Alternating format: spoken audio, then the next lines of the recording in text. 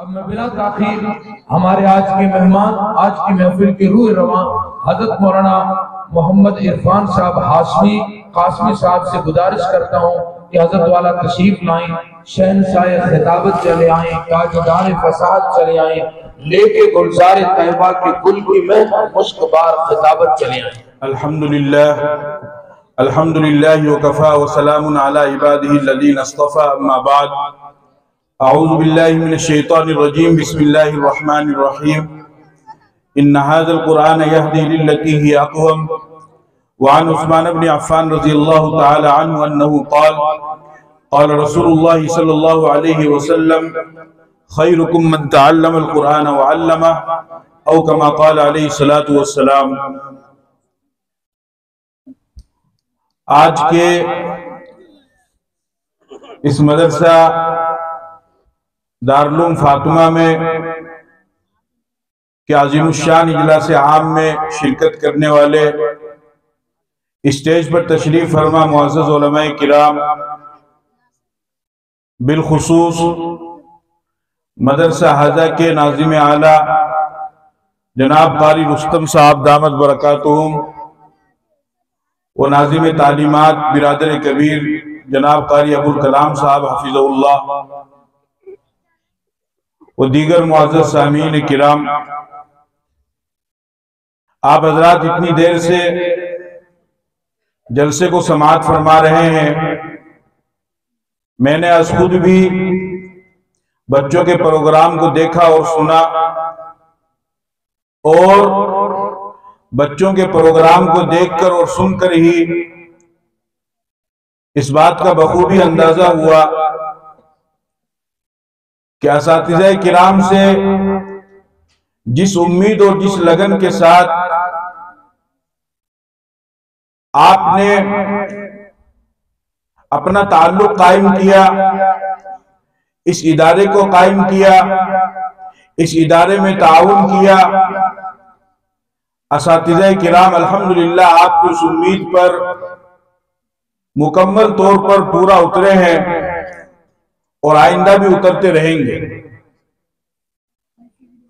कुरान करीम ये अल्लाह रब्बुल इज्जत की तरफ से नाज़िल करदा किताब है।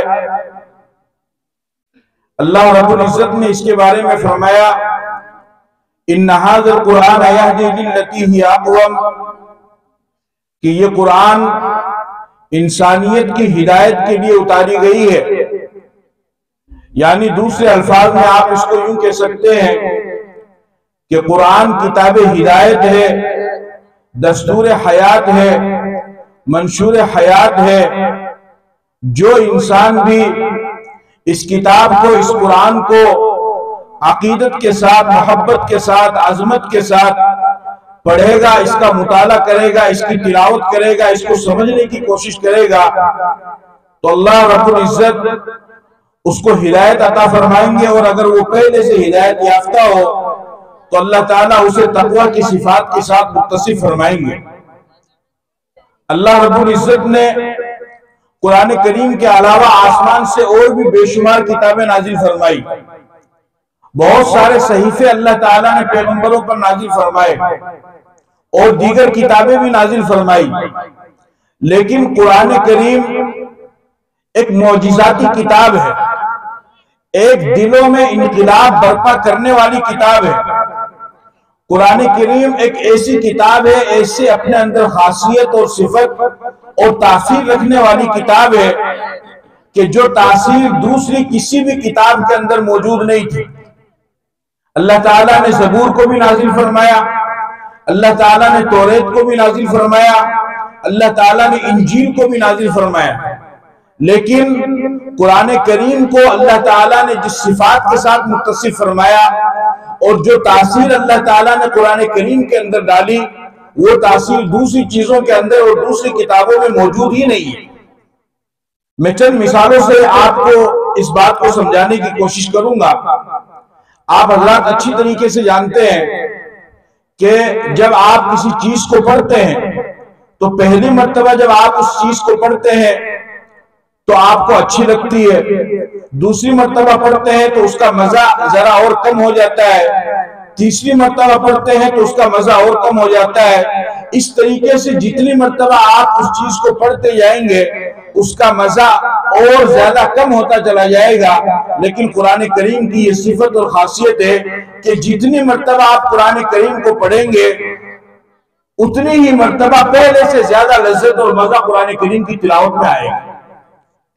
इसी तरीके से आपको जब कोई चीज अच्छी लगी, आपने उसको एक मर्तबा सुना, आपको मजा आया, फिर अगली मर्तबा आपने सुना तो लज्जत कम हो जाएगी, उससे अगली मर्तबा आप सुनेंगे तो लज्जत और भी कम हो जाएगी।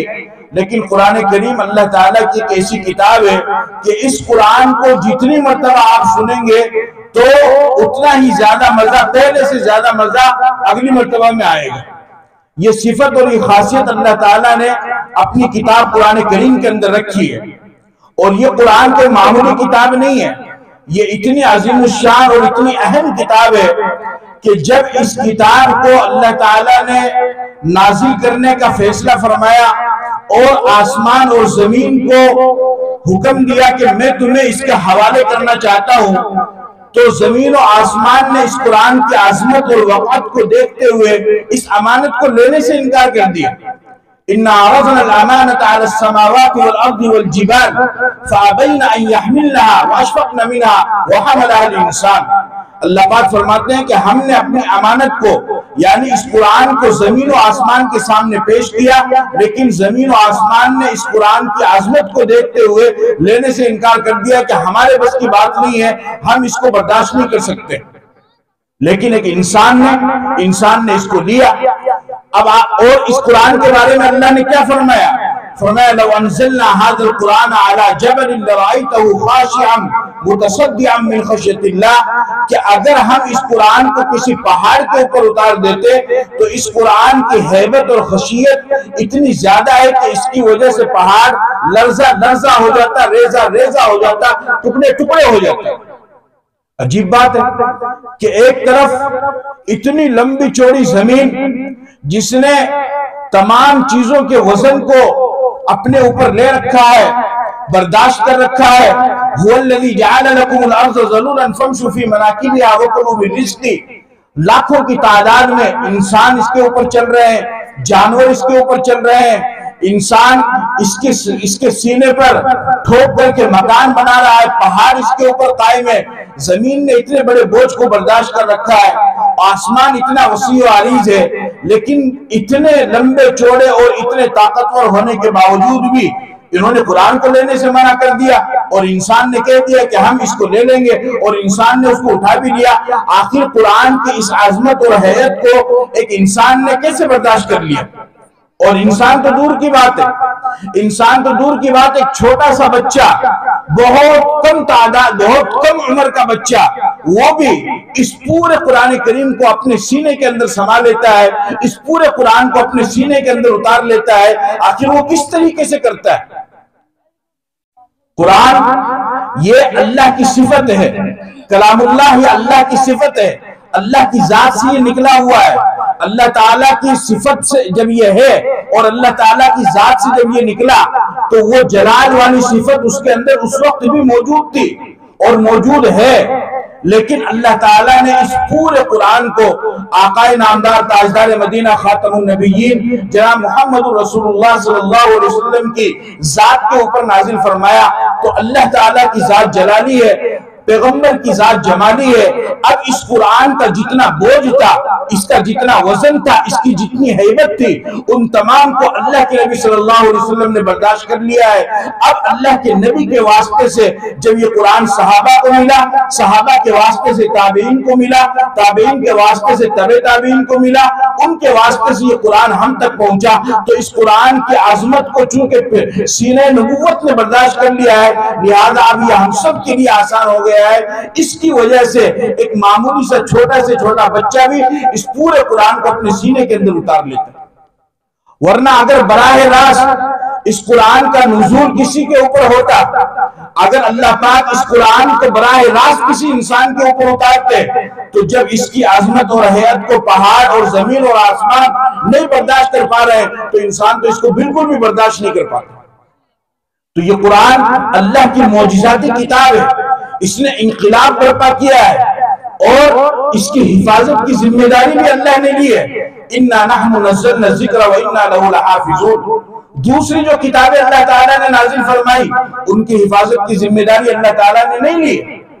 इंजील उसकी हिफाजत की जिम्मेदारी नहीं ली, ज़बूर तौरात उनकी हिफाजत की जिम्मेदारी नहीं ली। जिस कौम को दी अल्लाह ने फरमाया कि ये किताब है, इसमें तुम्हारे लिए रहनुमाई है, इसको पढ़ो और इसके मुताबिक अमल करो, लेकिन हिफाजत की जिम्मेदारी नहीं ली। उसकी वजह से आज उस किताब के अंदर तहरीफ हो चुकी है। आज आप पूरी दुनिया में किसी भी यहूदी के पास चले जाए और उनको जाकर के कहें कि असल तौरात जो अल्लाह ताला ने मूसा अलैहिस्सलाम पर नाज़िल फरमाई थी, तुम वो तौरात हमें दिखाओ, तो आपको असल तौरात पूरी दुनिया के अंदर कहीं पर भी नहीं मिलेगी।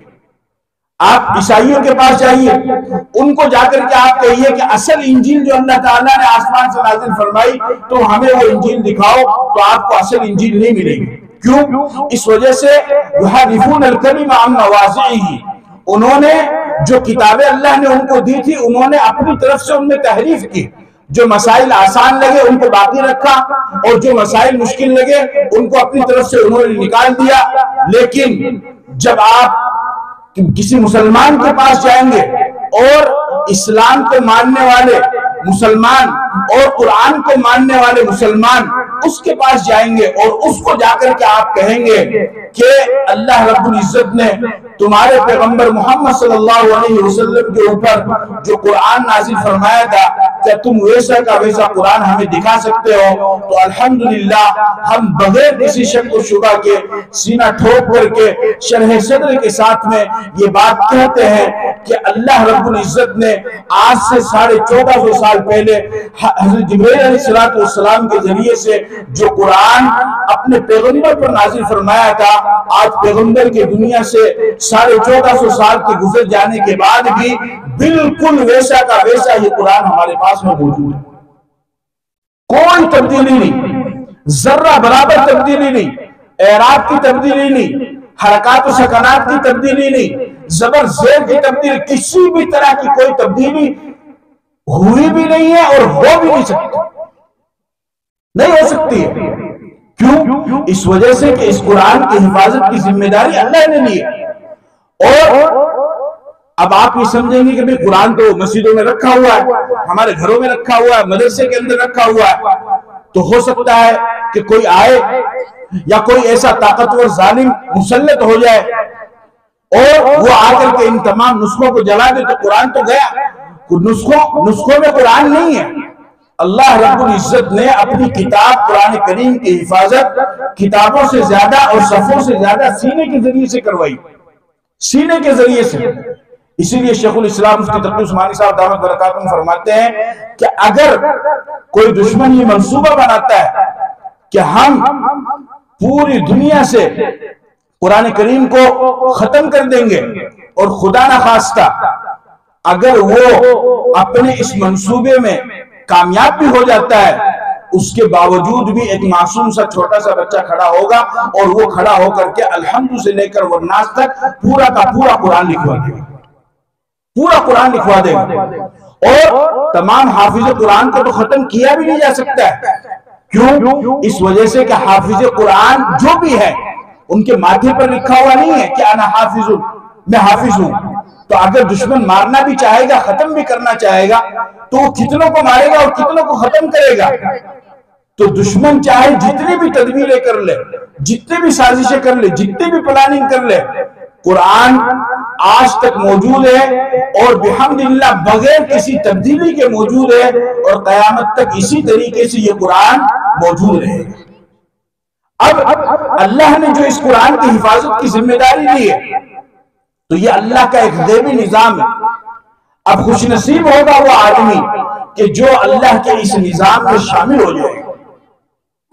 उस इंसान के लिए कितनी बड़ी बदबख्ती की बात है कि 60 साल जिंदगी के गुजर गए, 70 साल जिंदगी के गुजर गए, 80 साल जिंदगी के गुजर गए, माँ के पेट से लेकर कब्र के पेट में चला गया, कभी कुरान को पढ़ना नसीब नहीं हुआ। इससे ज्यादा बदनसीब इंसान कोई हो ही नहीं सकता।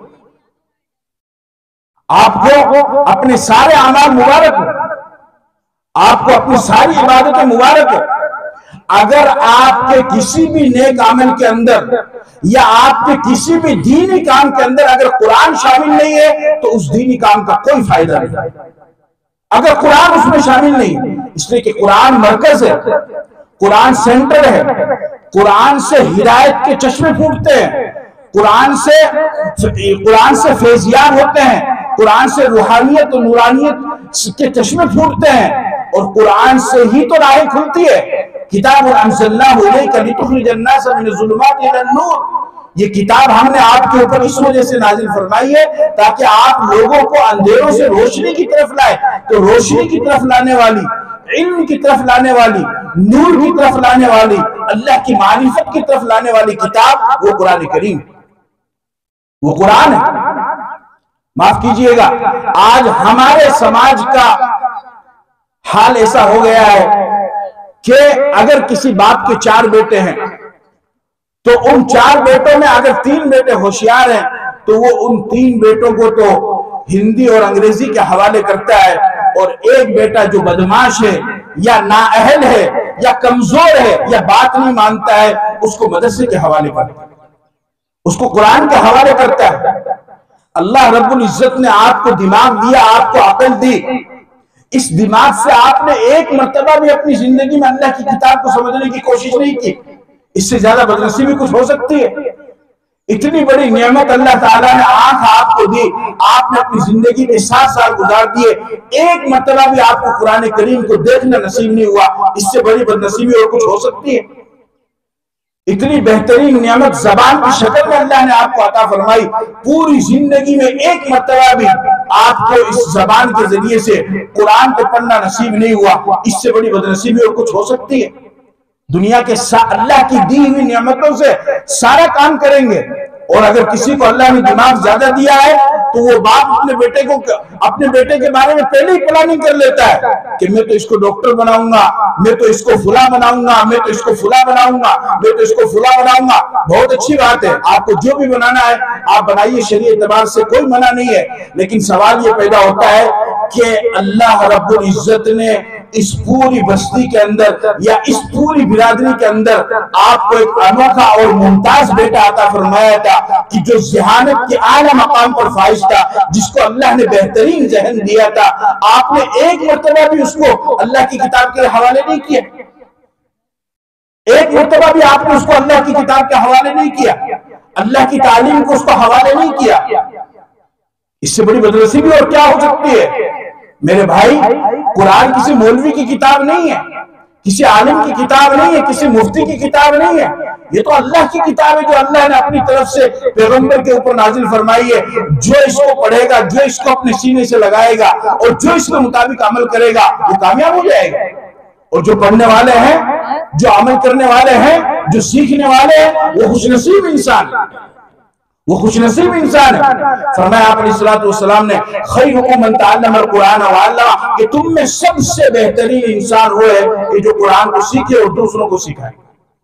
बेहतरीन उम्मत का बेहतरीन इंसान कौन? कि जो कुरान को सीखे और दूसरों को। जब ये रिवायत हजरत उस्मान इब्न अफ़्फ़ान रज़ियल्लाहु ताला अन्हु ने बयान फरमाई तो उनकी मजलिस में एक ताबी बैठे हुए थे, अब्दुल रहमान सुलमी। जब उन्होंने इस रिवायत को सुना तो अपनी जिंदगी के 70 साल उन्होंने कुरान के लिए वक्फ कर दिए और 70 साल तक कुरान की खिदमत की। इमाम आसिम कूफी रहमतुल्लाह अलैह जब वो बात किया करते थे तो उनके मुंह से खुशबू आया करती थी, इलायची की खुशबू आया करती थी। एक मर्तबा किसी ने उनसे पूछा कि ये आपके मुंह से खुशबू कैसे आती है? उन्होंने कहा कि चलो छोड़ो, तुम इसको दफा करो, कहने मुझे बताओ। तो उन्होंने फरमाया कि एक मर्तबा खाम में अल्लाह के नबी सल्लल्लाहु अलैहि वसल्लम की ज़ियारत हुई और आपने इरशाद फरमाया कि आसिम, तुम रात दिन मेरे कुरान को पढ़ने पढ़ाने में लगे रहते हो, आओ मैं तुम्हारे मुंह को, तुम्हारे होंठ को बोसा देता हूँ। अल्लाह के नबी ने जब से मेरे होंठ को बोसा दिया है तब से मेरे मुंह से खुशबू आती है। तो मेरे भाई, खुलासा मेरे कहने का यह है कि अल्लाह ताला का शुक्र अदा कीजिए कि अल्लाह ताला ने इस बस्ती के अंदर आपको ये एक इदारा दिया है, आपको मदरसा दिया है। इसको बोझ मत समझिए, ये मदरसे आज के जमाने में दीन की फैक्ट्रियां हैं, ये रोशन मीनारे हैं कि इनके जरिए से आपकी दुनिया और आखिरत संवारी जाएगी, इनके जरिए से आप दुनिया और आखिरत में कामयाबी हासिल करेंगे। कितनी बस्तियां ऐसी है कि जहां पर आपसे ज्यादा पैसे वाले लोग, आपसे ज्यादा मालो दौलत वाले लोग रहते हैं, लेकिन वहां पर मदरसा नहीं है। अल्लाह ताला ने अपने फजल और करम से आपको ये मदरसा दिया है। तो सबसे पहले तो मैं इस बस्ती के लोगों से दरखास्त करूंगा कि सबसे पहले तो अपने इख्तिलाफात को खत्म कीजिए, तासुब को खत्म कीजिए। जहां पर जिस कौम के अंदर या जिस बस्ती के अंदर इख्तिलाफ होगा तो वो हमेशा नाकाम होंगे। इत्तिफाक के साथ मुत्तहिद होकर के जो काम किया जाता है उसमें अल्लाह की मदद भी आती है और ताकत भी आती है।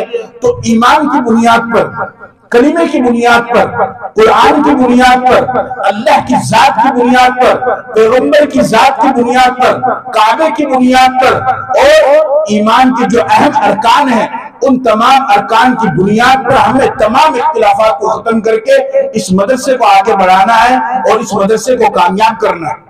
और दिल छोटा मत कीजिए, जितना आपका यहाँ है इससे और भी ज्यादा इसको आगे ले जानी आप, यानी मैं आपको क्या बताऊं, मदरसे तो बहुत सारे हैं, बहुत सारी जगहों पर है। और जैसा कि अभी हजरत ने कारगुजारी में बताया कि तकरीबन 27 तलबा जो है हाफिज कुरान हो चुके हैं। कितनी बड़ी खुशनसीबी की बात। और फिर अल्लाह ताला ने आपको उसके साथ साथ एक मुमताज सिफत यह भी अता फरमाई कि आपके इस इदारे के अंदर एक ऐसा तालिब इल्म भी है कि जिसने सिर्फ 10 महीने में पूरा कुरान करीम हिफ्ज़ कर लिया। सिर्फ 10 महीने में, मामूली बात नहीं है। ऐसा नहीं कि किसी ने कोई तावीज दे दिया या किसी ने कुछ पिला दिया, घुला के पिला दिया तो उसकी वजह से जो है वो उस बच्चे ने कर लिया। नहीं, उसमें मेहनत लगी है, उसमें मेहनत लगी है, मेहनत की है। तो आप अंदाजा लगाइए कि अल्लाह रब्बुल इज्जत ने इतने कलील अरसे में आपको एक ऐसा नमूना अता फरमाया और गोया कि यूं कहिए कि एक ऐसा मौजिजा और ऐसी करामत अल्लाह ताला ने आपको अता फरमा दी है कि 10 महीने के कलील अरसे में 11 साल की उम्र रखने वाला वो तालिब इल्म वो हाफिज कुरान बन जाता है। ये इशारा है इस बात की तरफ कि अल्लाह रब्बुल इज्जत इस इदारे की तरफ नजर रहमत कर रहा है और इस इदारे को अल्लाह ताला और ज्यादा तरक्की की तरफ देखना चाहता है। बस शर्त यह है कि आप लोग कमर बस्ता हो जाए और आप अपने अज़ाइम को, अपने इरादे को, अपने मंसूबों को पुख्ता करें तो इंशाअल्लाह अल्लाह ताला आपके तमाम इरादों को पूरा भी करेगा और उसकी तकमील भी फरमा देगा। आप इसका इरादा करते हैं? इसको और भी आपको आगे लेकर के जाना है, इसको और भी आगे लेकर के जाना है। और जो बच्चे आपके यहाँ पढ़ते हैं वो आपके मेहमान हैं, उनका ख्याल रखो। वो जो भी है, वो जहां के भी है, इस चीज को भी कभी बीच में मत आने देना। ये सारी चीजें शैतान पैदा करता है। बोले पीछे में लगावा, जगह मारी, इमारत मारी, पीछे में उगा के लावा लोग। और यूपी बिहार के बच्चे पढ़ रहे। अरे जो आपके मदरसे का उस्ताद बाहर के बच्चों को पढ़ा रहा है वो आपके बच्चों को नहीं पढ़ाएगा। हाजी साहब आप भेजते तो सही अपने बच्चे को, आपने भेजा ही नहीं। आप भेजने को तैयार ही नहीं है, आप भेजते भी नहीं, ऊपर से उल्टा इल्जाम भी लगा देते हैं। अरे भाई आप जब अपने यहां दावत का प्रोग्राम करते हैं तो पहले करीब वालों को बुलाते हैं, दूर वालों को बुलाते हैं। पहले करीब वालों को बुलाते हैं ना, दूर वालों को तो बाद में बुलाया जाता है। तो ये तासुब इसको खत्म करना है। कलिमे की बुनियाद पर जो बच्चा भी जहां कहीं भी आया है, असहाबे सुफ़ा को, तिरमिज़ी की रिवायत है, असहाबे सुफ़ा को कहा गया वहुम अज़याफ़ अहले इस्लाम, कि वो मुसलमानों के मेहमान थे। असहाबे सुफ़ा जो अल्लाह के नबी के पास में इल्म हदीस सीखा करते थे, इल्म कुरान सीखा करते थे, उनके बारे में पता क्या कहा गया कि वो मुसलमानों के। लिहाजा जो कोई भी आपके इदारे में तालीम हासिल करने के लिए आ गया वो आपका बच्चा है, वो आपका मेहमान है, वो आपका मेहमान है। आप समझिए, गौर फिक्र कीजिए। और अगर अल्लाह ने आपको नवाजा है, आपको साहिब इस्तिताअत बनाया है, तो कुरान की निस्बत पर, कुरान की अकीदत पर और कुरान से मोहब्बत की बिना पर आप जो है उनका इकराम कीजिए, उनका ताउन कीजिए। माफ करना, हो सकता है मेरी बात जरा कड़वी होगी। लखपति है, करोड़पति है, पूरा साल गुजर गया, पूरा साल ईद से लेकर के रमजान तक बच्चे बस्ती के अंदर आपके इदारे में रहे, एक मरतबा भी आपने कोशिश नहीं की कि आप उन बच्चों की दावत कर दे। इससे ज्यादा बेवफाई और क्या हो सकती है? इससे ज्यादा बेमरवती और बेरगबती और क्या हो सकती है कि एक तालिब इल्म मेहमान बनकर के आपके पास में आया। अगर अल्लाह ने आपको नवाजा है, मैं ये नहीं कह रहा कि आपके ऊपर फर्ज है, लेकिन खुद इंसान को अपनी आखिरत बनाने के लिए भी तो कुछ काम करने चाहिए। अपनी आखिरत बनाने के लिए भी तो करने चाहिए। माशाअल्लाह अच्छे खासे हैं, दीनदार हैं, जानकार हैं, हज किए हुए हैं, उम्रा किए हुए हैं, जिक्र करते हैं, तस्बीह पढ़ते हैं, दूसरे नेक अमाल करते हैं, लेकिन कभी ये तौफीक नहीं हुई कि मेरी बस्ती के अंदर जो मदरसा बना हुआ है और उसमें जो मेहमान आए हुए हैं, जो बच्चे सुबह शाम रात दिन कुरान करीम की तिलावत करते हैं, कभी मैं उनको अपने घर पर बुला लूं। जब तक उस घर में से किसी का जनाजा नहीं उठेगा, उस वक्त तक अपने घर में बुलाने को तैयार नहीं। ये इंसाफ है, ये इंसाफ है, ये हमदर्दी है, ये हमदर्दी है। इसको तो सामने वाला खुद भी समझ सकता है। जब आप अपनी जिंदगी के अंदर उनका साथ देंगे, उनका ताउन करेंगे, उनका इकराम करेंगे, कल के दिन जब आप दुनिया से जाएंगे या आपका कोई चला जाएगा, तो इंसान के दिल से खुद ब खुद दुआ निकल जाएगी, उन तलबा के दिलों से खुद ब खुद दुआ निकल जाएगी। आपको कुछ कहने की जरूरत ही नहीं पड़ेगी। लेकिन अफसोस कि हम कितने ज्यादा इस तरफ बेतवज्जोही के शिकार हैं। हमें इस तरफ तवज्जो करना चाहिए, हमें इस तरफ ध्यान देना चाहिए। और आखिरी बात मैं आपसे अर्ज करता हूं कि आज के जमाने में जहां कहीं भी जैसी कैसी भी टूटी फूटी मेहनत हो रही हो, उस मेहनत को कीजिए, उसको होने दीजिए। दीन की जो भी मेहनत हो रही है उसको होने दीजिए। मदरसा चलाना या बच्चों को पढ़ाना आसान काम नहीं है, बहुत मुश्किल काम। एक माँ अपने 4 बच्चों को नहीं संभालती है, उसके सर में दर्द होता है, कभी मारती है, कभी कुछ बोलती है, कभी कुछ बोलती। कुछ माएँ तो ऐसी होती है कि वो बददुआएं भी दे देती है। लेकिन एक उस्ताद अपनी दरसगाह में 20-20 बच्चों को, 30-30 बच्चों को पढ़ाता है। आप तो वहां पर 10 मिनट भी नहीं बैठ सकते कि वो इंसान नहीं, उनका सबक भी सुनता है, उनको कलीमा नमाज भी सिखाता है, और वो जो शोर मचाते हैं उसको बर्दाश्त भी करता है। और अगर बेचारा शोर को दबाने के लिए एक आध थप्पड़ मार दे, तो पहले जमाने में तो जब बच्चे शिकायत लेकर के जाते थे अपने अब्बू अम्मी के पास में, तो उधर से भी मार पड़ती थी कि नहीं तूने गलती की होगी, तुझे वहां पर पढ़ करके आना है। तो बच्चा शिकायत लेकर के नहीं जाता है। अब तो सूरत हाल ये है कि अगर अब्बू घर में मौजूद नहीं है तो अम्मी भी नो टेंशन होकर के आ जाती है, बोल साहब हमारा छोरा क्या हमारे। कितनी बड़ी बात है बताओ। अरे तो अम्मी जान, खाला जान, कभी ये तो देख लो कि यहाँ पर हो क्या रहा है। उसके बावजूद भी वो मेहनत करके, कोशिश करके, मैं ये सिर्फ एशिया में है, बड़े बड़े मुल्कों में ये सारी चीजें खत्म हो चुकी है। मैं आपको बता रहा हूं, अगर आपको पढ़ना पढ़ो, नहीं पढ़ना कोई पूछने वाला नहीं। अइम्मा हजरात का भी यही हाल है कि वो एक दरवाजे से आएंगे और माशाल्लाह बेहतरीन इतर उतर लगा करके वो आएंगे, नमाज पढ़ाएंगे।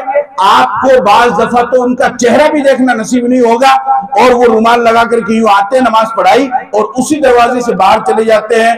कोई अगर कुछ पूछना चाहे तो पूछ भी नहीं सकता है, कोई मसला भी नहीं मालूम कर सकता है। लेकिन हमारे एशिया का यह हाल है कि यहाँ पर 24 घंटा इमाम मौजूद रहता है कि आप जिस वक्त चाहे आप उनसे कोई मसाइल मालूम कर सकते हैं, जिस वक्त चाहे आप उनसे मसला पूछ सकते हैं। इससे बड़ी कुर्बानी और क्या होगा? आप बताइए। अरब कंट्री में, अरब ममालिक में क्या आप पूछ सकते हैं, बात कर सकते हैं, कुछ भी मालूम कर सकते हैं? यहाँ पर तो अगर रात को 12 बजे दम भी कराना हो तो फोन करके आप बुला लेंगे, और नहीं आए तो बेचारा वो भी चल फिर करके जाता है। लेकिन क्या आप दूसरी जगह पर इस तरीके से कर सकते हैं? नहीं कर सकते हैं। तो आप अंदाजा लगाइए कि आलिम कितनी बड़ी कुर्बानी दे रहा है, कितनी बड़ी। और फिर हम मदरसे में किन बच्चों को हवाले करते हैं? इल्ला माशाअल्लाह, इल्ला तो हर जगह आता है इस्तिस्ना के लिए, इल्ला माशाअल्लाह। हम मदरसे में, मेरे पास सीकर से एक फोन आया, मौलवी साहब धारी आपको उस मदरसे में जानकारी है क्या? मैं कहा हाँ, बोलो क्या बात है। कहने लगे कि वो हमारा एक भांजा है और उसको स्कूल में डाल दिया, कॉलेज, उसको हर जगह डाल दिया, मार लिया, पीट लिया, किसी से वो काबू ही नहीं आ रहा है। तो अब मैं ये सोच रहा, हम ये सोच रहे हैं कि उसको फुला मदरसे में डाल दें। तो चूंकि अब दरमियाना साल, तो दरमियाना साल में कई मदरसों में दाखिला नहीं होता है, बंद हो जाता है।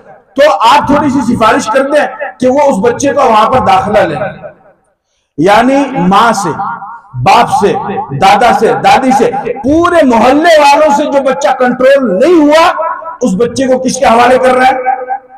अरे बोलो भाई, मौली साहब के हवाले।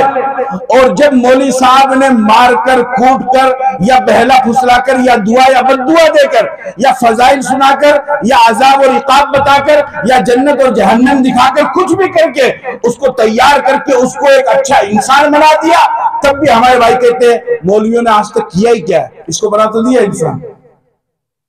तो आप सुधार लेते इसको। यानी उस्ताद का वास्ता किन से पड़ रहा है?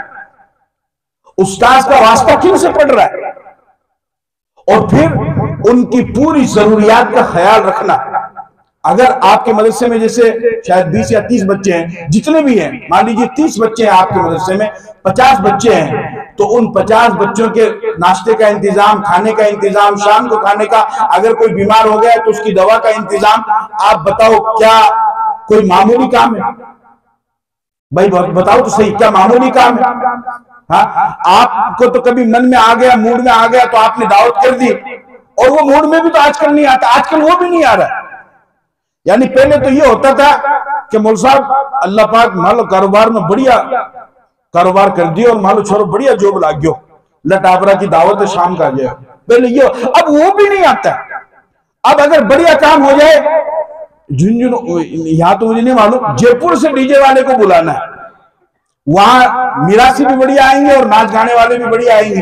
अब दिमाग उधर जा, यानी मैंने बताया, यानी जब तक जनाजा घर से नहीं उठेगा उस वक्त तक ये तौफीक ही नहीं होती है कि मदरसे में आने वाला बच्चा और कुरान पढ़ने वाला बच्चा मेरे घर में आ जाए। इससे बड़ी बदनसीबी कुछ होगी?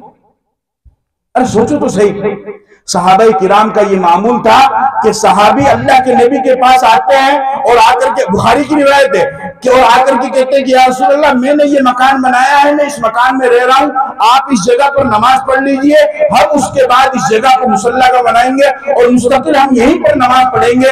अल्लाह के नबी ने एक साइड में नमाज पढ़ी, उसके बाद पूरे घर वालों का ये मामूल था कि वो हमेशा वहां पर नमाज अदा किया करते थे ताकि पैगंबर की बरकत हासिल होती रहे। आज तक ये मामूल है, लेकिन हमें कभी तौफीक नहीं हुई कि हम अपने घर में बरकत हासिल करने के लिए ही सही बच्चों को बुला ले, कभी उसकी भी तौफीक नहीं होती। हाँ, रात को थोड़ी खड़खड़ाहट की आवाज आने लग जाए, पेशाब करने के लिए बच्चा उठे और पीछे से हल्की हल्की सी सुन सुन की आवाज आने लग जाए और कंबल में मुंह दे के सो रहा हो तो ऐसा लगे कि भूत भी कुछ होता है और जिद्दात भी कुछ होता है। हाँ, कभी ऐसा जब होने लग जाए तो फिर उस वक्त ये होता है कि भाई हाँ ठीक है, अब जो है मदरसे वालों को याद किया जाए। आप तो साल में एक मर्तबा या 6 महीने में एक मर्तबा इन बच्चों की आपने दावत की, आपने एक मर्तबा खाना खिला दिया, और बाकी जो पूरे साल में इनको खाना खिलाने की जिम्मेदारी कौन उठाता है? मदरसे का उस्ताद उठाता है।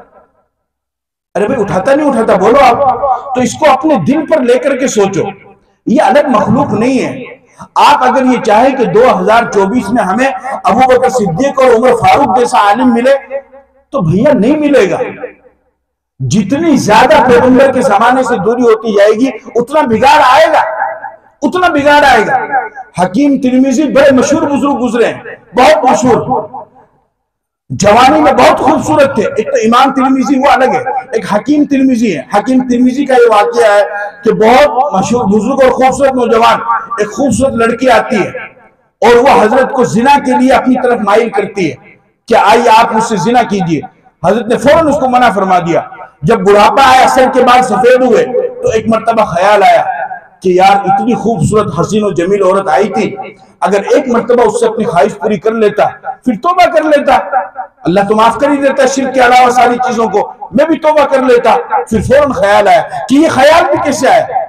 रात को सोए, ख्वाब में अल्लाह के नबी सल्लल्लाहु अलैहि वसल्लम की ज़ियारत हुई, आप अलैहिस्सलाम से के सामने इस बात को रखी, तो आप अलैहिस्सलाम ने फरमाया कि हकीम तिरमिजी, उस वक्त जवानी में तुमको ख्याल इस वजह से नहीं आया कि उस वक्त तुम्हारा जमाना मेरे जमाने से करीब था, अब जब तुम्हारे ऊपर बुढ़ापा आ चुका है तो तुम्हारे दिल में ख्याल इस वजह से आया कि अब तुम्हारा जमाना मेरे जमाने से दूर हो चुका।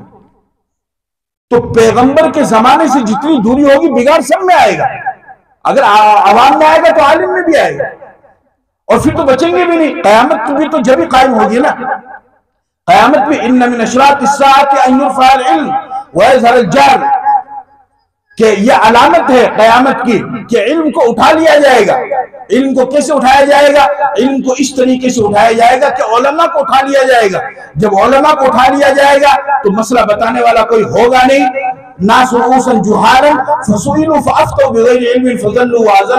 लोग जाहिलों को अपना सरदार बनाएंगे, उससे मसला पूछेंगे, खुद भी गुमराह हो जाएंगे और लोगों को भी वो गुमराह करते फिरेंगे। इस तरीके से इल्म जो है उठा लिया जाएगा। तो हकीम तिरमिजी के जहन में ये ख्याल इस वजह से आया था कि पैगंबर के जमाने से दूरी हो गई, और ये तो हकीकत है। हदीस में यहां तक बताया गया है कि अगर बनी इस्राइल में किसी शख्स ने अपनी सगी मां से जिना किया होगा तो आपने फरमाया कि मेरी उम्मत के अंदर भी ऐसा शख्स आएगा कि जो अपनी सगी मां से जिना करेगा। और वो दलील क्या देगा? वो दलील ये देगा कि जब मैं इस मां के पेट से पूरा बाहर निकला हूं, जब अगर मैंने इस मां के पेट में, इस मां के बदन में अपने जिस्म के एक हिस्से को दाखिल कर दिया तो इसमें हर्ज क्या है? और ये दलील देकर के वो अपनी मां से जिना करेगा। यहां तक नौबत आएगी। आप सोच क्या रहे हैं? आप समझ क्या रहे हैं? तब्दीली आएगी, लेकिन जैसे कैसे हैं यही हैं, यही रहेंगे। अगर हमने इनकी कदर नहीं की, इन उलमा की इज्जत नहीं की, इनका एहतराम नहीं किया, इनको इनका जायज हक नहीं दिया, इनकी तरफ हमने तवज्जो नहीं दी, तो फिर याद रखो आने वाले वक्त में शायद ये भी ना मिले, नहीं मिलेंगे। मैं बता रहा हूं आपको। और यही सिखाएंगे, जैसा कैसा भी सिखाएंगे, यही सिखाएंगे। इस भागती इस रंगीनी दुनिया के अंदर जहां चारों तरफ हाय नफ्सी, हाय नफ्सी, हाय पैसा, हाय पैसा, हाय धन, हाय धन, हाय दौलत, हाय दौलत, यही करता हुआ इंसान मर रहा है। इस नफ्सा नफ्सी के आलम में ये एक आलिम खड़ा होता है, सुबह के वक्त में एक बच्चे को उठाता है, अपने कौम के बच्चे को, और उनको सबक पढ़ाता है, उनको हाफिज बनाकर तैयार करता है, उनको आलिम बनाकर के तैयार करता है, और कौम के सामने इमाम बनाकर और आलिम बनाकर के उनके सामने पेश करता है। इस नफ्सा नफ्सी के आलम में कोई भाई भाई को नहीं पूछ रहा है, कोई बाप औलाद को नहीं पूछ रहा, औलाद माँ बाप को नहीं पूछ रही, कोई किसी को नहीं पूछ रहा है। इसको अपने कौम के बच्चों की फिक्र है। अब इससे ज्यादा और क्या चाहिए? अब फरिश्ता नहीं आएगा दीन सिखाने के लिए, नबी भी नहीं आएगा दीन सिखाने के लिए। हाँ, ये याद रखो, फरिश्ता भी नहीं आएगा, नबी भी नहीं आएगा। और बल्कि मैं तो इससे भी आगे बढ़ करके कहता हूं कि आज के मौजूदा जमाने में जो उलमा है, वो पहले जमाने के जो उलमा थे इल्मी मैदान के अंदर और इल्मी तहकीकात के अंदर, वो उनके बराबर है, उनके बराबर हैं। हज़रत मौलाना मुफ्ती अबुल कासिम नोमानी रहमतुल्लाह अलैह दामत बरकातुहुम फरमाते हैं कि मेरे दर्स के अंदर तुम्हें इब्ने हजर या दूसरे पहले उलमा की तहकीकात नहीं मिलेगी, बल्कि शेख ज़करिया की तहकीकात मिलेगी। इस वजह से कि मेरा यह मानना है कि इनका इल्म भी उनसे कुछ कम नहीं है। लिहाजा मैं आपसे ये दरखास्त कर रहा हूं कि आप इस चीज को समझो, ठंडे दिमाग से। सबसे पहले तो अल्लाह की बारगाह में सजदा अदा करो, शुक्र अदा करो, सजदे शुक्र अदा करो कि अल्लाह ने हमें ये इदारा दिया है, अल्लाह ने हमें मदरसा दिया है। जिसकी जिस लाइन से जैसी कैसी भी जो भी कुर्बानी हो सकती हो, जो भी इमदाद और जो भी ताउन हो सकता हो, वो करने की कोशिश करो। और सबसे हल्का ताउन, सबसे छोटी इमदाद, सबसे मुख्तसर इमदाद जो इंसान कर सकता है, जो आप कर सकते हैं किसी भी मस्जिद या मदरसे का, वो ये है कि कम से कम आप उसकी मुखालफत मत करो। आप मुखालफत मत करो। आप क्या कर रहे हैं? सुबह बैठते हैं, ये मौलवी ऐसा है, वो मौलवी ऐसा है, ये मदरसा हरे ऐसे हैं, वो मदरसा वाले वैसे हैं। शाम को बैठे, ये मौलवी ऐसा, वो मौलवी। शराबी के बारे में तो आपने आज तक बात नहीं की, उसकी आपको फिक्र नहीं है। उसके बारे में तो आपने आज तक नहीं कहा कि हमारी कौम के नौजवानों की इतनी बड़ी तादाद शराब के अड्डे पर जा रही, हम उसको कैसे रोके। कभी उसके बारे में भी तो गौर फिक्र करो, कभी उसके बारे में भी तो सोचो। अब तो एक और मसला खड़ा हो गया है, अब तो एक और मसला खड़ा हो गया है। थोड़ा सा मैं आपका वक्त चाहूंगा कि पता क्या बोलते हैं कि मौलवी तो पहले जहन्नम में जाएगा। अरे वाह, बोले इनके पीछे क्या चले, कि मौलवी पहले जहन्नम में जाएगा। वाह भी हुआ, आपको किसे पता लग गया मौलवी पहले जहन्नम में जाएगा? अगर मौलवी को पहले जहन्नम में डालना होता तो अल्लाह उसको अपना कुरान क्यों देता? उसके सीने में कुरान क्यों उतारता? शराबी जहन्नम में नहीं जाएगा। शराबी सारी जिंदगी अगर शराब पीता पीता मर जाए, मरने के बाद तब भी ये कहते हैं कि भाई छोड़ो, अल्लाह की जात बड़ी गफूर रहीम है, वो उसको माफ कर देगी। और मौलवी पूरी जिंदगी इबादत करता हुआ, नमाज पढ़ाता हुआ मर जाए, फिर भी क्या कहेंगे? मौलवी पहले जहन्नम में जाएगा। आपको किसी पता लग गया? अरे तुम यहां पर भी दुनिया नहीं दे रहे अच्छी खासी, और वहां पर भी जन्नत खुद ही कब्जा करके बैठ रहे। कहीं तो हमें हिस्सा दो, यहां भी नहीं दे रहे। यहां पर तनख्वाह बढ़ाने का कहो तो कहते मौलवी साहब अल्लाह जन्नत में दे देगा, और मरने के बाद कहते हैं कि मौलवी पहले जहन्नम में जाएगा। अरे यहां भी तुम कब्जा कर लो, वहां भी तुम कब्जा कर लो, तो हम तो बस ताली बजाते रहेंगे बीच में। आराफ में इतनी बड़ी जगह तो है नहीं कि सारे मौलवी वहां पर इकट्ठे हो जाए। कभी भी अपनी जबान से ये बात ना निकालना, ये कौम के अंदर से एतमाद को खत्म करने वाली बात है। और ये दुश्मनों ने ये बात फैलाई है और साजिश के तहत फैलाई है। अगर कोई आलिम के बारे में आपको बदगुमान कर रहा है तो उसके चेहरे पे कितनी बड़ी दाढ़ी हो और कितना लंबा और कितनी लंबी उसके पास तस्बीह हो, कुर्ता पायजामा हो, कभी उसके धोखे में मत आना, कभी भी उसके धोखे में मत आना। अगर आलिम को जहन्नम में डालना होता तो अल्लाह इसको अपना इल्म ही नहीं देता। इमाम मोहम्मद बिन हसन अश-शेबानी रहमतुल्लाह अलैह, इमाम अबू हनीफा के शागिर्द, उनका इंतकाल हुआ। इंतकाल के बाद किसी ने ख्वाब में मुलाकात की। उसने पूछा, हजरत अल्लाह ने आपके साथ क्या मामला किया? फरमाया कि मुझे अल्लाह ने माफ कर दिया। वो कहने लगा कि अल्लाह ने आपको कैसे माफ कर दिया? फरमाने लगे कि अल्लाह ने मुझसे फरमाया कि मोहम्मद अगर तुझे जहन्नम में डालना होता तो मैं तुझे अपना इल्म ही ना देता। मैंने तुझे अपना इल्म दिया ही इस वजह से कि मैं तुझे जहन्नम की आग से बचाना चाहता हूं। अल्लाह हर आलिम को अपना इल्म देता ही इस वजह से, अल्लाह हर हाफिज को अपना कुरान देता ही इस वजह से कि अल्लाह उसको जहन्नम से बचाना चाह रहा है। और ये अपनी तरफ से फैसला कर लिया, अपनी तरफ से। बड़े से बड़े गुनहगार का जिक्र आएगा तो क्या कहेंगे कि भाई अल्लाह माफ करने वाला है, छोड़ो, खत्म करो, उसने 100 कत्ल करने वालों को माफ कर दिया। और मौलवी का आएगा नहीं, वो पहले जहन्नम में जाएगा, वो पहले जहन्नम में जाएगा। इस साजिश को समझो, अपनी जबान पर लगाम दो, अपनी जबान पर लगाम दो। मैं आपसे सवाल कर रहा हूं कि जिस शख्स को आप पसंद नहीं करते हैं, क्या आप उस शख्स को अपने घर में नौकरी करने के लिए या मुलाजमत करने के लिए रखेंगे? बोलो, रखेंगे? अगर आप उसको पसंद नहीं करते हैं, उससे मोहब्बत नहीं करते, उसको आप नहीं चाहते हैं, आप उसको अपनी दुकान में, मकान में, अपनी फैक्ट्री में, कंपनी में, कारखाने में, कहीं पर भी आप उसको रखेंगे नौकरी के लिए? नहीं रखेंगे, नहीं रखेंगे ना। और मस्जिद किसका घर है? मस्जिद अल्लाह का घर है।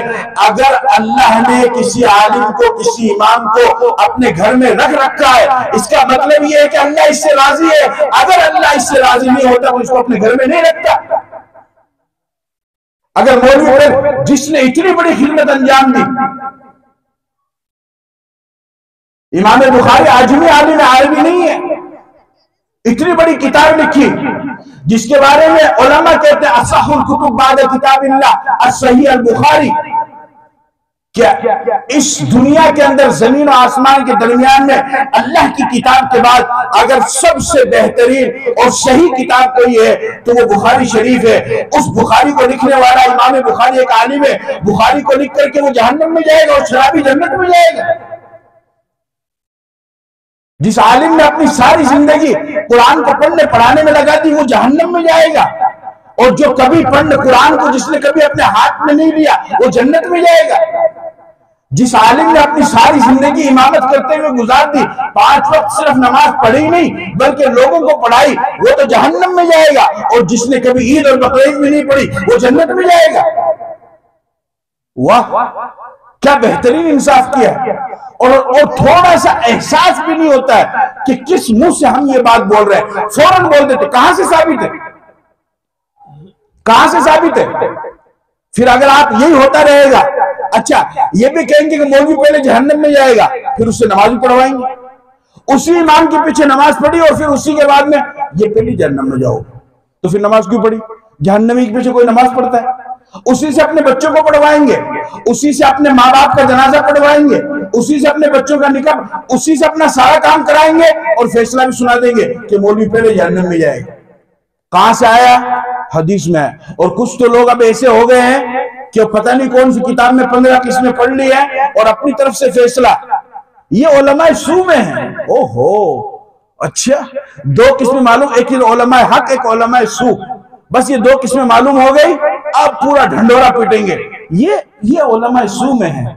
आपको पता उलमाए सू किसे कहते हैं? आपकी मिजाज के मुताबिक कोई आलिम नहीं उतरा तो वो उलमाए सू में चला गया। हाँ, आपके कहने पर उसने दम नहीं किया तो वो उलमाए सू में चला गया। आपकी बात उसने नहीं मानी तो वो उलमाए सू में चला गया फौरन। अरे जन्नत और जहन्नम का फैसला तो कम से कम अल्लाह के ऊपर छोड़ दो, वो तो नबी के हाथ में भी नहीं है, वो तो नबी के हाथ में भी नहीं है। आपने अपनी बेटी फातिमा से फरमाया कि फातिमा अपने अमल की खुद तैयारी करना, कल कयामत के दिन ये मत समझना कि मैं मोहम्मद रसूलुल्लाह की बेटी हूं, मेरी बख्शिश हो जाएगी। अगर आमाज सही नहीं हुए पकड़ी गई तो नबी की बेटी होने के बावजूद भी तुम्हारी बख्शिश नहीं हो पाएगी। जन्नत और जहन्नम का फैसला तो अल्लाह के हाथ में। फला तुज़क्कू अनफुसकुम हुवा आलमु बिमन इत्तका। अपने आप को पाक साफ मत कहो, अल्लाह जानता है कौन मुत्तकी है कौन परहेजगार है। अच्छा, जिसको दलील बना करके ये बात कहते हैं उसमें 3 लोगों के बारे में कहा गया, लेकिन 2 की बात नहीं करते हैं। उस हदीस में 3 लोगों के बारे में कहा गया है। कौन? रियाकार आलिम, रियाकार सखी और रियाकार शहीद। इन 3 के बारे में बताया गया है कि ये जहन्नम में जाएंगे। बिल्कुल सही बात है, उसमें मना नहीं है। ये कहा गया है। अल्लाह पूछेगा क्यों तूने ये किया था, अपनी जान कुर्बान की थी कि तुझे राजी करने के लिए। अल्लाह फरमाएंगे तूने तो नाम कमाने के लिए किया था, जा जहन्नम में। ठीक है। सखी से पूछेंगे तो हाजी साहब कहेंगे कि तुझे राजी करने के लिए। अल्लाह कहेंगे नहीं, तूने दिखावे के लिए काम किया था, तू जहन्नम में चला जा। हाजी साहब को तो कभी भी नहीं कहते तू पहले जहन्नम में जा। क्यों? पता है कि हाजी साहब वाट लगा देगा। सखी को कभी नहीं कहेंगे कि तू पहले जहन्नम में जा। क्यों? पता बेटी की शादी के टाइम जाना पड़ेगा, हाजी साहब के सामने सवाल करना पड़ेगा, तो उसको कैसे कहते हैं कि तू पहले जहन्नम में जाएगा। अब बचा कौन? बचा कौन? मौलवी बचा। उसको क्या कहेंगे कि ये पहले, ये एतमाद को खत्म करने वाली बात है। कभी भी अपनी तरफ से कोई फैसला मत करना कि कौन जन्नत। अपनी फिक्र करो, अपनी फिक्र करो, अपनी फिक्र करो कि अल्लाह मुझे बचा ले। वो तो सूरत हाल ऐसी होगी कि वहां पर अंबिया भी कहेंगे कि अल्लाह मुझे बचा ले, मुझे दूसरों की परवाह ही नहीं है। और यहां पर हम जन्नत और जहन्नम का भी फैसला करने लग गए। मेरे भाइयों, समझो इस बात को, ये कोई अलग मखलूक नहीं है, आप ही की बिरादरी के, आप ही के कबीले के और आप ही की तरह इंसान है। वो इतराज मत करो जो वो किया करते थे, मालिहाज़ा रसूल याकुलु ताआम व यमशू फिल अस्वाक़, कि ये कैसा रसूल है, खाना खाता है बाजार में फिरता है, तो क्या रसूल आसमान में उड़ेगा? खाना नहीं खाएगा, इंसान है ना, तो खाना तो वो खाएगा। ये आज हमारे लोग कर रहे हैं, बोले ये कैसा है, ये तो बाजार में घूमता है और ये तो ये करता है। अरे भाई, इंसान है तो जरूरत की सारी चीजें होंगी, कामयाब हो जाएगा वो इंसान। याद रखो मेरी बात को, जब अल्लाह किसी से, सुन लो कान खोल करके, जब अल्लाह किसी से नाराज होता है तो अल्लाह पाक उस इंसान को आलिम की बुराई में लगा देता है। जब अल्लाह किसी से नाराज होता है तो अल्लाह पाक उस इंसान को किसी आलिम की बुराई में लगा देता है। और इससे भी अगली बात सुनो, अगर तुम ये चाहते हो कि ईमान के ऊपर तुम्हारा खात्मा ना हो और तुम कलीमे के साथ और ईमान के साथ दुनिया से ना जाओ, तो तुम आज से आलिम की बुराई शुरू कर दो, तुम बगैर ईमान की दुनिया से जाओ। ये कहीं भी उलमा की कहीं भी बातें हैं, कोई मजाक नहीं है, कहीं भी बातें। अपनी जबान को कंट्रोल करो, बिगड़ेगा कुछ नहीं उसका, वो तो अपनी मस्ती में चल रहा है, वो तो चलता रहेगा, वो जाता रहेगा। इमाम अहमद बिन हंबल ने फरमाया था कि हमारे हक पर होने की गवाही हमारे जनाजे देंगे, हमारे हक पर होने की गवाही हमारे जनाजे देंगे। इमाम अहमद बिन हंबल रहमतुल्लाह अलैह के जनाजे को देख करके मुल्ला अली कारी फरमाते हैं मिरकात में कि 25,000 लोगों ने मोहम्मद रसूलुल्लाह का कलमा पढ़ा, लाखों की तादाद में लोग उनके जनाजे मौजूद थे। आज कितने पैसे वाले लोग मरते हैं, बड़े बड़े पैसे वाले, बड़ी बड़ी जमीन और जायदाद वाले, लखपति, करोड़पति, अरबपति, खरबपति मरते हैं, लेकिन 40 से 50 और 50 से 100 आदमी उसके जनाजे में होते हैं। लेकिन जब कोई उस्ताद उसका इंतकाल होता है, किसी आलिम का इंतकाल होता है, किसी शेखुल हदीस का इंतकाल होता है, तो कैसा नूरानी माहौल होता है कि हजारों की तादाद में असातिज़ा उलमा और उनके तलबा सफेद नूरानी लिबास के अंदर उसके लिए जनाजा पढ़ते हैं और फिर उसको कब्र के हवाले करते हैं। यही इमाम अहमद बिन हंबल ने फरमाया था, आलिम के हक पर होने की गवाही की दलील सबसे बड़ी आज भी यही है कि आज भी उसके जनाजे पर हजारों लाखों की तादाद में लोग मौजूद होते हैं, जबकि दूसरों के जनाजे पर चंद गिने चुने अफराद मौजूद होते हैं। इसलिए अपने आप को बचाओ, अपने आप को बचाओ, अपनी जबान को कंट्रोल करो। सोचो कि मैं तो अपने बच्चे को बिस्मिल्लाह नहीं पढ़ा सकता हूं, मैं अपने बच्चे को अलिफ बा नहीं पढ़ा सकता हूं, मैं अपनी जवान बेटी का निकाह नहीं पढ़ा सकता हूं, मैं अपने बूढ़े माँ बाप का जनाजा नहीं पढ़ा सकता हूं, और मैं आलिम के खिलाफ बोल रहा हूं। पहले ये काम तो कर लो, आता कुछ नहीं है और बोलना फिर भी उसके खिलाफ है। मैं ये नहीं कह रहा कि सब दूध के धुले हुए हैं, बेशक कमी है, बेशक गलतियां हैं, बेशक खताएं हैं, वो मासूम अनिल खता नहीं है, मैं भी इस बात को मानता हूं। लेकिन इसका यह मतलब नहीं कि हम रोज का धंधा बना ले। कितने लोग हैं कि जो रात दिन इसी धंधे के अंदर दुनिया से चले जाते हैं। मेरे भाई ऐसा कभी भी ना करो, अपनी आखिरत को खराब ना करो। आज के इस जमाने में मदरसे का साथ दो, आलिम का साथ दो। आज के इस माहौल के अंदर किस तरीके से बेचारा मेहनत करके वो बच्चों को पढ़ा रहा है, आप खुद उसको समझ सकते हैं। अरे भाई समझ सकते नहीं समझ सकते हैं? बच्चों को लाना ले जाना और इस लिबास के अंदर रहना, इस लिबास के अंदर आज के जमाने में लोग आशा समझते हैं मुसलमान होना, लेकिन मुसलमान होकर के रहना सबके बस की बात नहीं है, मामूली बात है।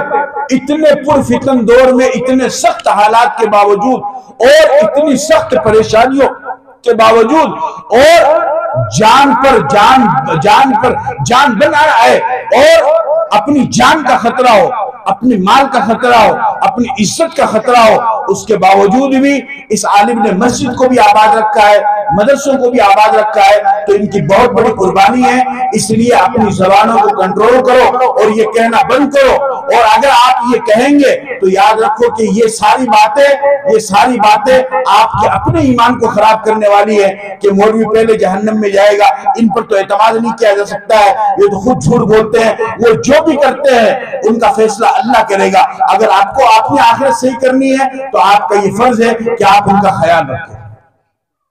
अब मैं आखिर में एक शेर कहता हूं, चूंकि वक्त भी हो चुका है, उस शेर को समझने की कोशिश करना। इस वजह से कि इतनी देर से मैं भी बैठा हुआ था तो मेरे उस शेर पर तो सिर्फ एक ही बंदा गया, नाम तो मुझे याद नहीं रहा, वो जो अनाउंसरी कर रहे थे उन्होंने उनका नाम लिया था, बाकी तो कोई भी नहीं गया। सारी जिंदगी बोझ उठाया एक कील ने, सारी जिंदगी बोझ उठाया एक कील ने, और लोग तारीफ तस्वीर की करते रहे कि बहुत खूबसूरत है। कुछ समझ में आया? सारी जिंदगी बोझ उठाया एक कील ने और लोग तारीफ तस्वीर की करते रहे कि बहुत खूबसूरत है। जो दीवार के ऊपर जो तस्वीर लटकी हुई है जिसकी आप तारीफ कर रहे हैं, उस तस्वीर की, उसके बोझ को किसने उठा रखा है? तो उस कील की तरफ तो कोई भी नहीं देख रहा। अगर वो कील उसके बोझ को ना उठाए तो बताओ उसकी तस्वीर रहेगी? उस तस्वीर की कोई तारीफ करेगा? बच्चों के मुकालमात को, बच्चों की नातें, बच्चों की तकरीरों को सुन करके आपने बच्चों को इनामात से नवाजा, लेकिन जिन उस्ताजों ने उस कील की तरह इन बच्चों के ऊपर मेहनत की, उनकी तरफ तो किसी ने भी नहीं देखा। पूरे खुनखुना में सिर्फ एक बंदे ने देखा, नाम तो मुझे नहीं याद है। तो इस तरफ भी आपको तवज्जो करने की जरूरत है। अरे समझ में आ रही बात? बच्चों के साथ साथ बच्चों के असातिज़ा की भी हौसला अफजाई करो। एक तो कमेटी वाले करेंगे, वो एक अलग चीज है, और एक ये कि आप अपनी तरफ से करें कि अल्हम्दुलिल्लाह हमारी बस्ती में हमने जिनको अपने मदरसे में उस्ताद बना करके रखा है, उन्होंने ऐसे होनहार बच्चे तैयार किए हैं। 5 मिनट भी 10 आदमियों के सामने खड़े होकर के दीन की बात करना और सही बात करना तो मामूली बात नहीं है। अच्छों के पसीने छूट जाते हैं, लेकिन बच्चों ने मेहनत करके आपके सामने उन तमाम चीजों को पेश किया, तो आपका ये फर्ज बनता है कि आप उन बच्चों के साथ साथ उनके असातिज़ा की भी हौसला अफजाई करें। और माशाल्लाह आपका ये इदारा बहुत ही बेहतरीन तरीके से तालीमी एतबार से और तामीरी एतबार से भी चलेगा आगे, और ये तरक्की कर रहा है। बस आप एतमाद कीजिए।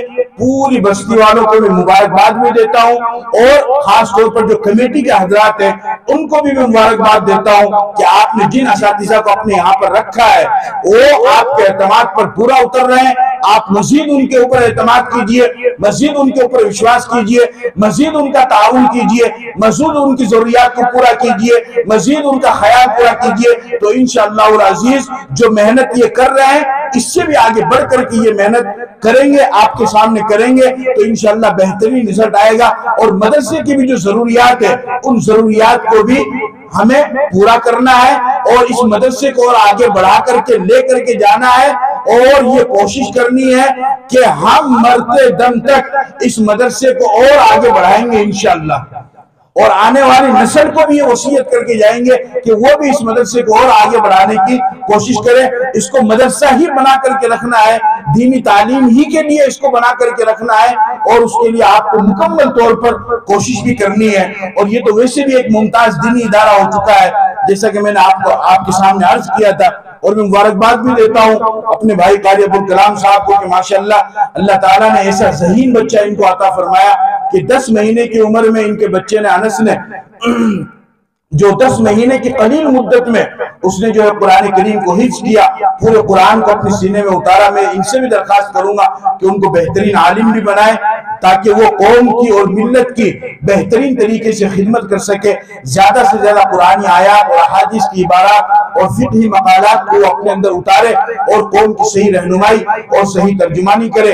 और आप हजरात से भी दरखास्त करता हूँ कि आप भी ज्यादा से ज्यादा इसका ताउन भी करें, इस मदरसे का ख्याल भी रखें, इस मदरसे में पढ़ने वालों का भी ख्याल रखें। तो इंशाअल्लाह अज़ीज अगर आपके ताउन से एक बच्चा भी हाफिज़ कुरान बन गया तो दुनिया में बरकत और आखिरत में मग़फ़िरत के लिए काफी हो जाएगा। एक बच्चा भी अगर हाफिज़ कुरान बन गया तो दुनिया में बरकत और आखिरत में मग़फ़िरत के लिए और नजात के लिए काफी हो जाएगा।